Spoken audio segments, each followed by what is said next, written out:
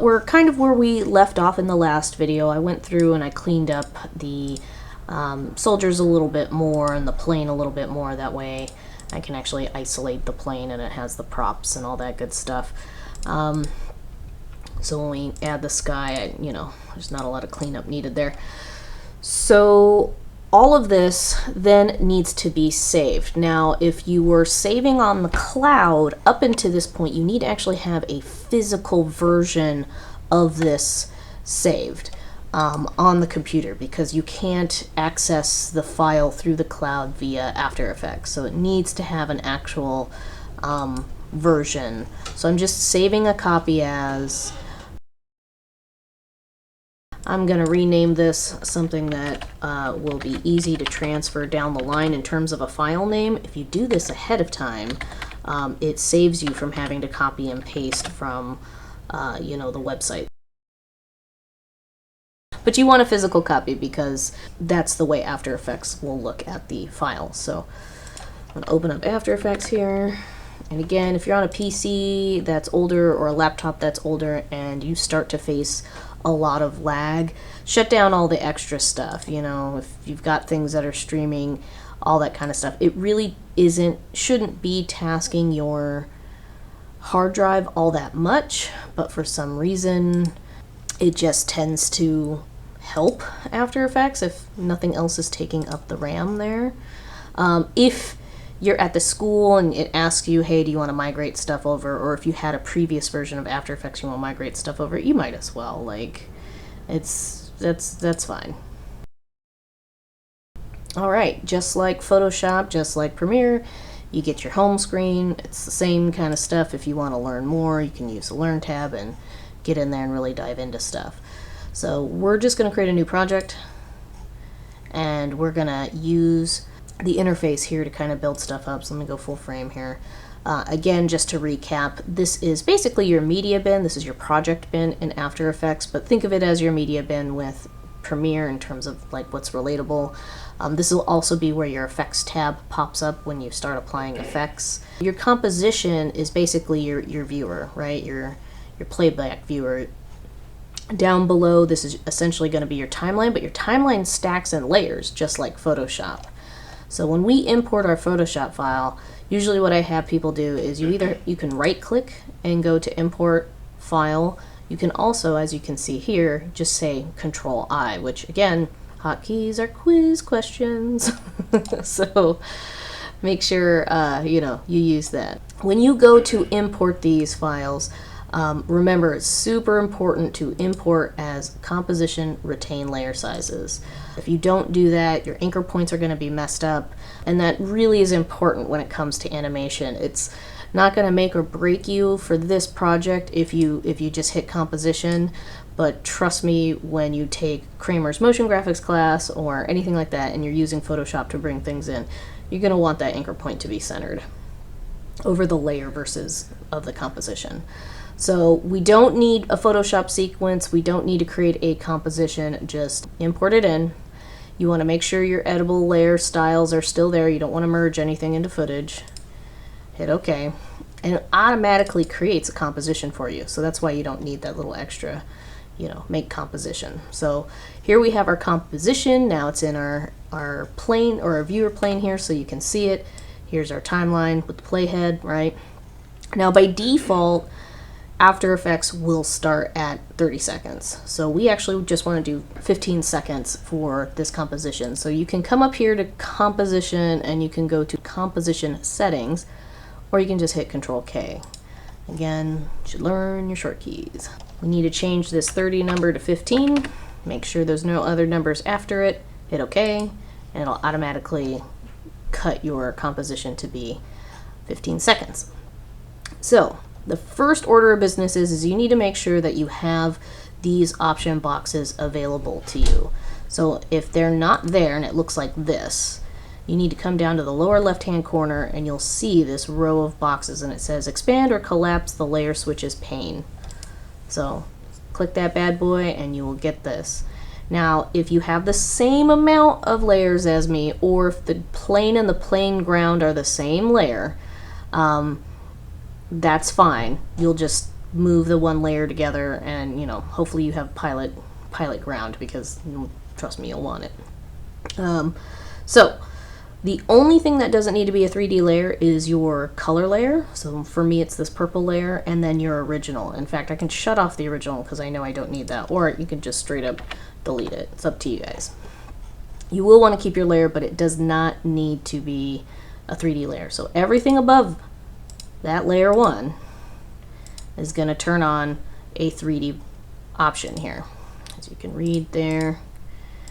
So we're turning on each and every one of these. This allows these layers to be 3D accessible. So now you can see that we have this 3D handle here, and this is universal. Doesn't matter what program you use. If it works in a 3D space, you will always see Y coordinates as green, X coordinates as red, and Z or Z coordinates as blue.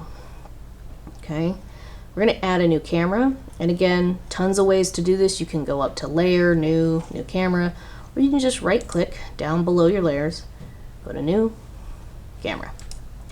Now by default, After Effects is going to start this up as a 2-node camera. And like I said in class, you don't want a 2-node camera just because it's going to create this instance of having to also control the focal depth. We don't need that. So we just want a 1-node camera. Don't touch anything else.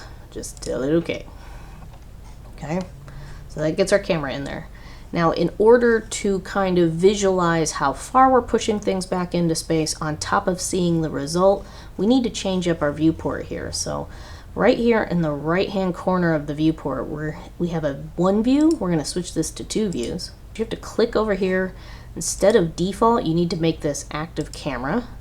And then on this side, on the left-hand side, you're going to click anywhere in the gray to activate that pane.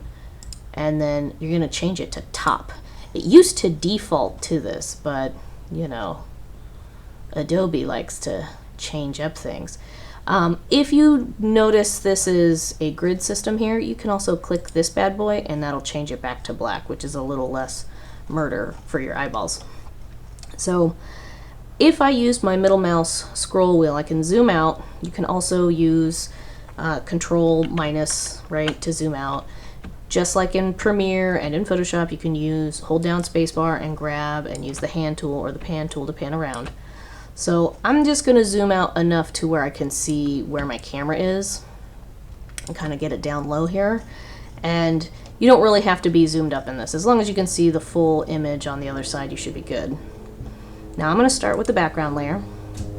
Now, like I said in class, right, if you notice, the handles are now switched here, and it's telling you where Z is pointed, where X is pointed. Now Y is pointed directly at you. You don't want to grab these rounded handles. You see how that turns into a circle, this turns into a line. These are your rotation handles, so you don't want to rotate anything. You want to grab the actual arrow handles. So we're always going to be using Z here, not X, not Y, and for this first step, just Z only. So you can grab this guy, and you want to push it past the black. It kind of needs to be out there in order for the parallax effect to kind of work. If you are on a laptop or a tablet and you're having difficulty grabbing this guy and moving it, you can also highlight your layer, hit P for position, and the 3 number sets are your X value, your Y value, and your Z value. So you can also grab this and drag to the right or to the left to bring it closer. So that's another way of manipulating that back out into space, and you can kind of see what it's doing there. The next 2 layers, your plane ground and your plane, they have to move simultaneously. So I'm clicking on one, holding down Shift, clicking on the other layer, and I'm going to put this in between because this is kind of our middle ground, right? Like the pilots aren't necessarily super close to this plane, but they're not far away either. So I'm going to put them smack dab in the middle between my background and the layer with my pilots. Now the layer with my pilots and the ground that they stand on doesn't need to be adjusted at all. That's our foreground item. So as we zoom in or as we pan with the camera, they're going to shift quicker over the plane, over the background. So that's kind of the idea anyway. So now that we've got the plane and the ground that it's on out in the middle ground, and we've got the background pushed out, we need to scale everything up so that it touches the side. So I've gotten rid of the negative. So if you didn't get rid of the negative, you need to expand everything so that it's the photo and none of that black is showing. So with my background, I'm just going to highlight it again, hit S for scale, and I'm just going to grab it. And again, I'm just waiting until it touches the sides. It's fine that there's going to be a little gap up at the top because again, we're going to replace the sky with an added cloud element from Adobe Stock. So we don't have to necessarily use the original sky here. I'm gonna cheat just a little bit and do a matte painting. Bring a little zhuzh. Again, the second, middle ground area, I'm gonna shift select both of those layers and scale them up uniformly because they're there. And that ground plane's gonna hit the edge there faster. But because, again, I want these things to kind of be the same scale, I'm going to keep scaling until the plane touches the edge. And again, we're gonna have to move some things around, but don't worry. Now for the pilots and the ground that they stand on, again, I'm going to shift select those layers, hit S for scale, and just bring it till that edge touches. That's all I need to do. Now if I click away, you're going to see duplicates of the pilot's legs, you're going to see possibly duplicates of plane shapes, all sorts of things. And things are kind of, messy right now. So what we're going to do is I'm going to shift select the pilots and the pilot ground, and I'm going to get rid of this gap here on the ground. So I'm just going to grab all these guys and just very carefully move them down because I know I'm replacing the sky. And the sky is an easy thing to give me lots of headroom so I can move my camera however. So getting those guys down, moving to the middle ground objects. I'm not going to move these uniformly because of the way it, chose to scale because they're not, the same items. I'm going to move plane up here for a second so I can actually see what I'm doing with the ground here. And I'm just closing that gap, that natural gap that should be between the pilots and the ground plane that the plane is actually parked on. So now I'm going to kind of finagle the plane into position. And again, I'm going to use the ground plane as a thing. And that's fine that a little bit's going off the mark there. Again, we're going to be moving the camera around, so it'll do what it needs to do. Now again, moving further into the background, I've got the background. And as you can see, I can't see those cities and all that extra stuff that we saved, so move that back up. And as you can see, now that gap is not so big. There's bigger gaps elsewhere, but not necessarily right here. So that's fine if that's happening. Again, depending on how you move your camera, how you scale things, you can adjust this stuff. So if you're really worried about it, if you're seeing like a super big discrepancy and you're like, oh, that's a lot of work to clean up, right? Move things around. See, like this pilot, right? I can maybe bring them over and bring them up and try to match with that other kind of instance of the pilot. And now I have less stuff to clean up, right? Same thing with these other guys. So again, we want to be true to what the original photographer's intent was when we start the shot off, but that doesn't necessarily mean that's how the shot's going to end, right? Because you guys get to play cinematographer with this, so you guys get to figure out what is going to be the next camera angle, and it has to make sense. And again, you can always scale these guys up a little bit. Don't scale them up too much. You don't want them to be larger than the plane. You don't want to make a human exceptionally tall next to a bomber. But kind of finagle it, work it around, see what you can do. Again, the ground plane itself, like if you want, again, more coverage one way, just scoot it over. All right, scoot. Kind of scooch the pilot where you think it should go. Then that means you got to scooch the plane, and you might get, more or less overlap, right? I mean, you can actually see where that sky overlap is. So you can always you can always just move stuff around till you find that you like, you know, where it's sitting. So I'm just going to leave it at that, and we'll get this animating here.